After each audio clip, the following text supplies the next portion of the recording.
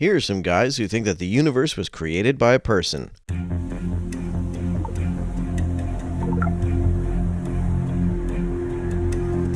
So we've learned that the world gives evidence of a creator God. No, it doesn't. If by the world you mean the universe, it couldn't possibly have a creator because the universe is the space-time continuum, and there was therefore no time at which the universe didn't already exist. And you can't create something at a time when it already exists. Does creation give evidence of a personal God? Creation, I'm going to say yes. Paul talks about that in the book of Acts when he's preaching, and he says, the God who gives each one of us food every day is the same God who wants to know you.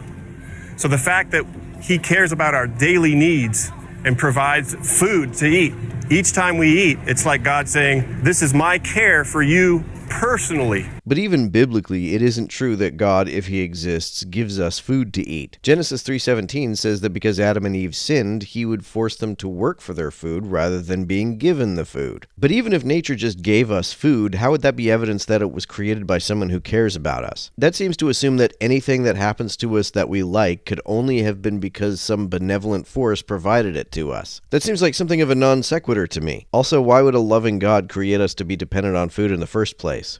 And if it wasn't that way, we wouldn't be eating. And so that's kind of the logic that Paul uses. So food can't exist unless there's a God who loves us? But it also becomes personal in a lot of other ways. I talked with a guy on campus 3 weeks ago.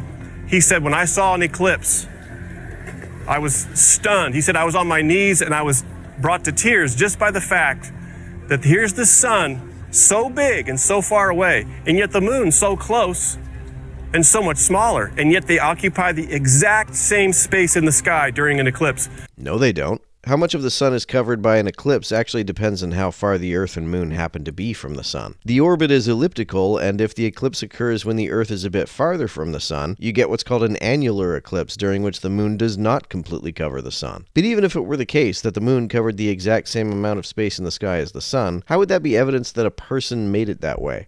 And he said, there's no way this could be by chance. Why not? I'm sure it's rare for there to be a planet on which the natural satellite covers so close to the same amount of space in the sky as the star around which it orbits, but given how many septillions of star systems there are, it actually seems quite plausible for at least a few planets to have eclipses like this, just by chance. And I said to him, do you think that moment was the creator of the sun and the moon introducing himself to you? If he wanted to introduce himself, I don't see why he would do it in such a coy way. And it blew him away. And he was like, tell me more.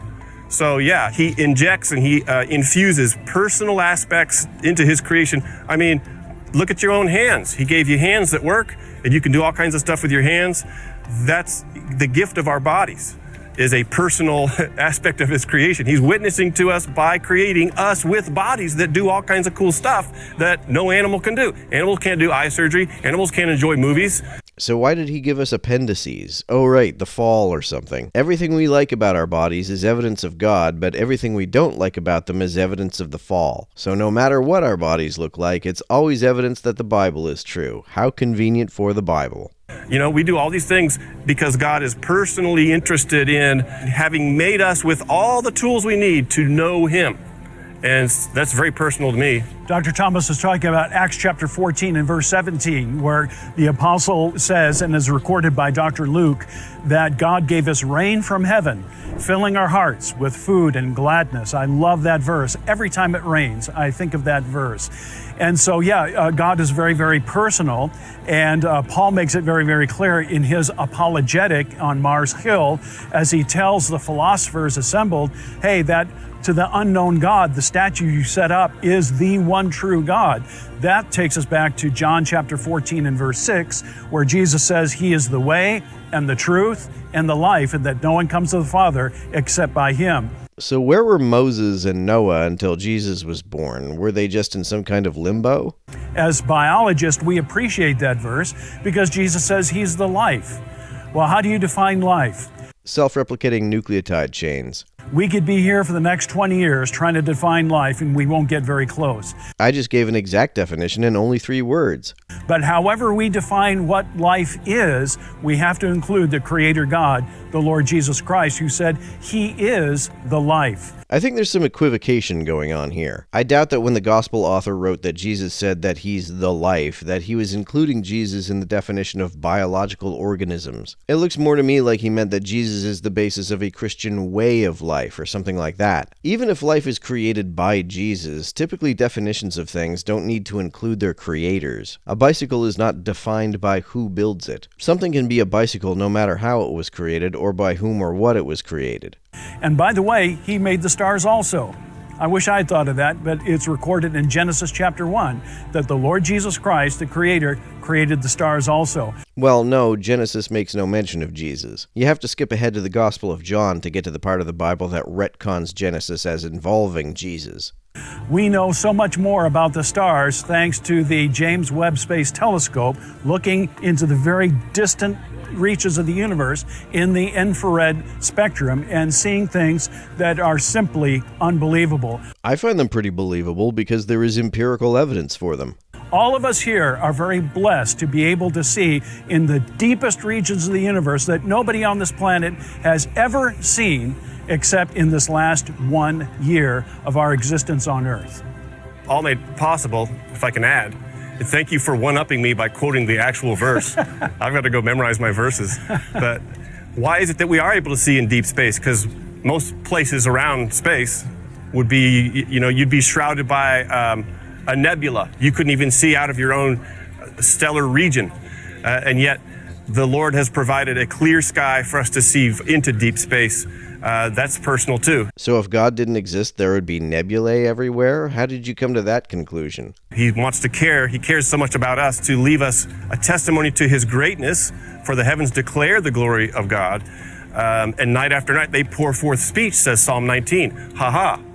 Verse 1. And so he's personal with the minute things, and he's personal with the mega things that he's made. So the gist of this guy's, and I guess also Paul's argument, is that conveniences can't happen unless some benevolent entity creates them for us? So my question is, when we say that these arguments show that God is a personal being, yes, what would be the response to somebody like just for example, a Hindu or a theosophist who would say, oh, well, the absolute need not be a rational being. It could just be some kind of life force that just naturally does this. Yes. Actually, all three of the arguments that I gave tonight lead to a personal deity and are therefore incompatible with all forms of pantheism, which think of the absolute in impersonal terms. The first argument leads to a personal creator of the universe, because it leads to a being which is spaceless, timeless, immaterial. All of which are incompatible with personhood. A person is a conscious being, and consciousness is a process. By necessity, it needs not just location in space-time, as all existing things do, it also needs extension. Consciousness cannot occur without some span of time in which to occur. It cannot occur outside of or before time, because occurrences and processes, by definition, have temporal extension. And eternal. How can something be both timeless and eternal? Those are opposite things. Timeless things occupy no time. Eternal things occupy all of time. And there are only two candidates that could be described in those terms. Either an abstract object, like a number. Numbers are inventions. They're not eternal. They don't exist timelessly. They have only existed since humans invented them and will only exist for as long as someone conceives of them. They are ideas, and ideas are carried out by brains. They are, therefore, natural material phenomena. Or else an unembodied mind or consciousness.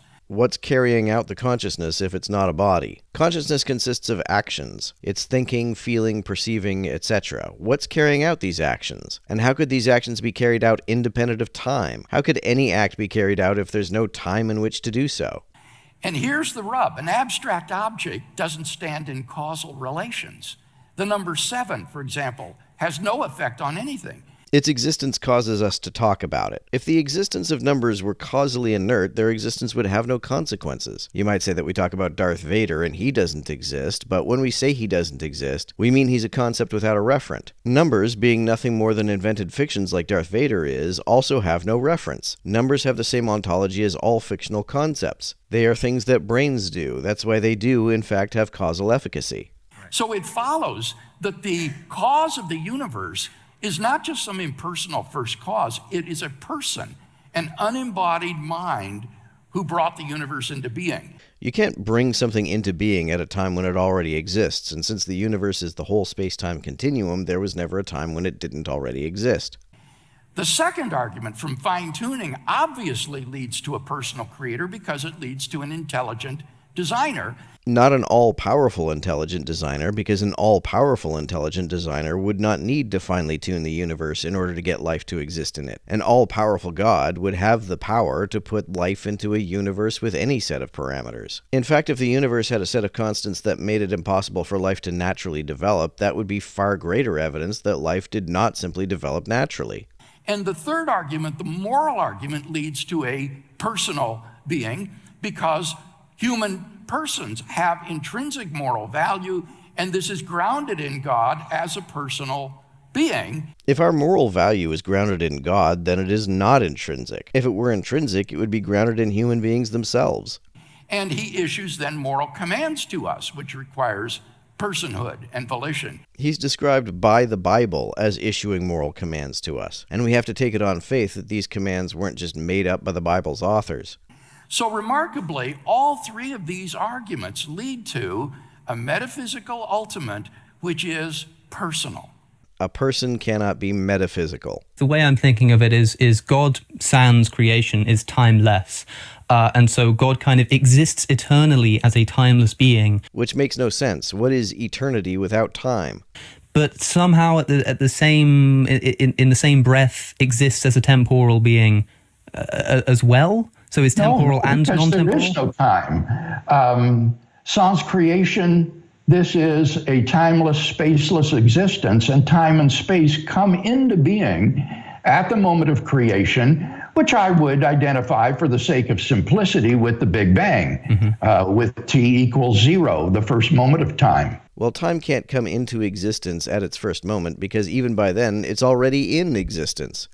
The reason I think this is important is because I know it's not strictly the conclusion of the Kalam, or maybe you think it is, but I've heard you talk in the past about how once we identify that there's a cause to the universe, we can say that it's a personal cause, let's say, because of the fact, and I may be misunderstanding here, but my interpretation was that it has to kind of do something to create a universe, right? And if an infinite being creates a finite thing, that doesn't seem to make sense unless the infinite being can change its nature in some sense.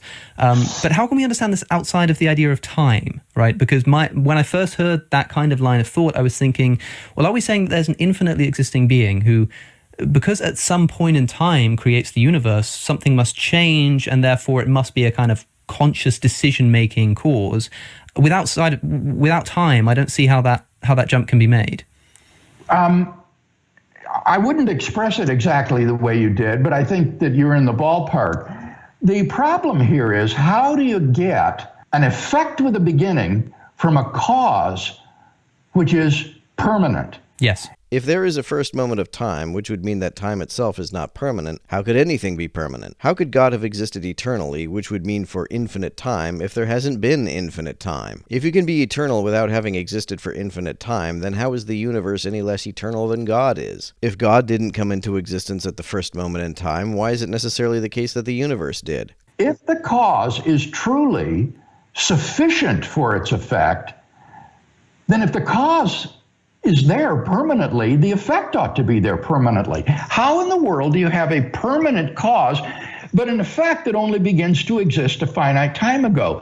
And it seems to me that the best answer to that question is that the cause is a personal agent endowed with free will, because free will can initiate new effects without antecedent determining conditions. There are lots of natural, physical, non-personal events that can also occur without antecedent determining conditions, especially at the quantum level, so this is not evidence that the universe began as an act of free will.